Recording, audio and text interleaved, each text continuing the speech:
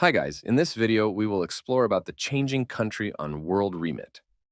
This is a simple task, and for this opens the application in your mobile phone. Once it will be opened.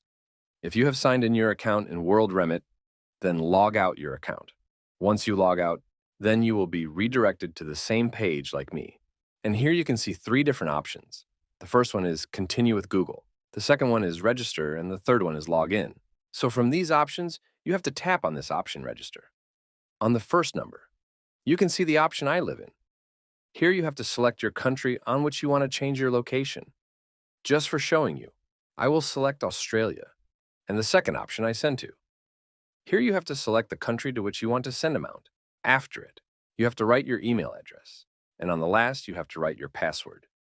After writing tick on this option and tap on the last option, sign up. Then your account with the new country will be created on WorldRemit. And it was the way by which you can change country on WorldRemit.